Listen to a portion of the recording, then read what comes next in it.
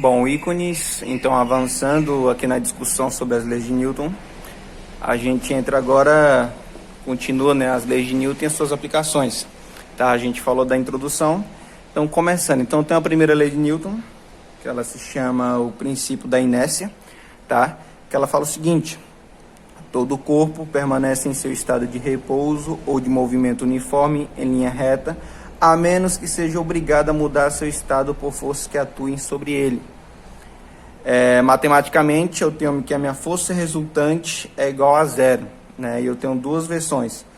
A minha velocidade é igual a zero, ele está em repouso, e quando a minha velocidade for diferente de zero, ele está em movimento uniforme. Felipe, eu não entendi isso. Então, eu coloquei aqui um exemplo para a gente poder discutir, tá?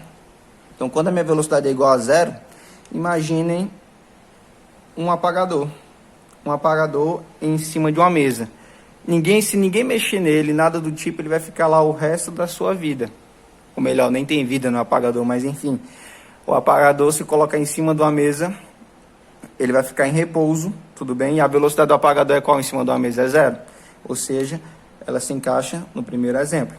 E o segundo exemplo, uma velocidade diferente de zero também, se ele manter o movimento constante, para vocês entenderem que é um princípio da inércia, se eu imaginar um satélite em órbita, tá? Se não vir um asteroide, um cometa ou algo do tipo, para não bater nesse satélite, ele vai ficar a vida toda, ou melhor, né? Vai ficar o tempo inteiro em órbita sem mudar, ou seja, ele tem uma velocidade constante. Se a minha velocidade é constante, ele também está no princípio da inércia, tá? Segue a primeira lei de Newton e é um movimento uniforme, isto é, ele tem movimento constante. A segunda lei de Newton, que é conhecida por todas, ela fala o seguinte: quando um ponto material de massa m é submetido à ação da resultante, né, da força resultante de forças, ele adquire uma aceleração a, cuja direção e sentido são os mesmos da força resultante, e a intensidade é proporcional ao produto de massa vezes aceleração. Ou seja, matematicamente, quero calcular a força de um objeto que tem uma aceleração, tudo bem? Ou seja, somatória das forças, que é a força resultante, é igual a massa vezes a minha aceleração. Isso aqui é importante a gente citar, né? Que quanto maior a aceleração, maior é a minha força. Ou seja, são grandezas diretamente proporcionais, né? Proporcional, certo? Então, essa é a segunda lei de Newton. E para a gente poder entender bem também, tem um exercício resolvido 2 da página 116, que lá mostra a aplicação da segunda lei de Newton, né? Ele tem um carro e tem 2 pessoas puxando esse carro. Vocês podem ver lá na página 116 do exercício 2, tá? Ou seja, ele soma as duas forças igual a massa e a massa vezes a aceleração, certo? E com isso é um exemplo da aplicação da segunda lei de Newton, ok? Bom, e na terceira lei de Newton, né, que é conhecida pelo princípio da ação e reação, é o seguinte, né, que quando um corpo A imprime uma determinada força num corpo B, isto é, força em A aplicada em B, então o corpo B imprimirá no corpo A outra força, em outras palavras, né, a força em B aplicada em A. Essas forças agem com a mesma intensidade, na mesma direção e sentidos opostos. Tudo bem? Então, matematicamente, é essa expressão aqui.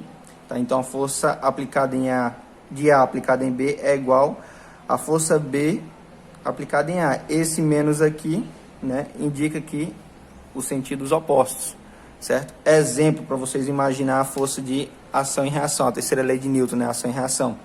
Se eu, um professor, aplicar uma força num quadro, ou seja, dei um murro no quadro, tudo bem, uma força desconhecida. A mesma força que eu apliquei no quadro, o quadro vai estar aplicando essa força em mim, certo?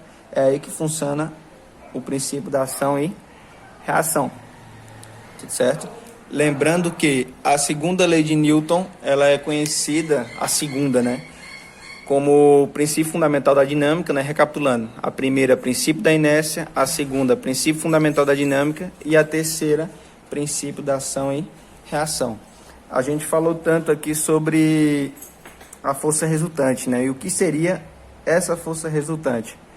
Essa força resultante, né, é uma força representativa que, ao agir num corpo, causa o mesmo efeito que o conjunto de todas as forças, né? Em outras palavras, pessoas, se eu tenho um problema, né? Por exemplo, tem uma bola aqui e por acaso duas pessoas chutaram a bola ao mesmo tempo, aplicando duas forças, uma força F1 e uma força F2. Então, qual seria essa força resultante? A força resultante seria o que? F1 mais F2.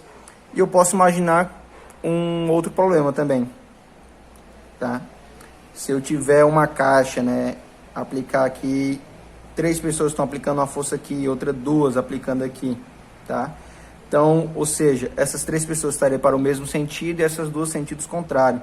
Mas ao total eu tenho 5 forças. Então, minha força resultante seria F2 mais F1 mais F2 mais F3 mais F4 mais F5. Ou seja, se eu tivesse N forças, seria F2 mais F1 mais F2 mais Fn forças, certo? Então, quando fala força resultante, é a somatória das forças que tem no meu problema, tá? Exercício que é só para você somar, né? Ver se estão no mesmo sentido ou sentidos contrários, para vocês calcular essas forças resultantes. São exercícios 1 e 3 da página 116. Tudo bem?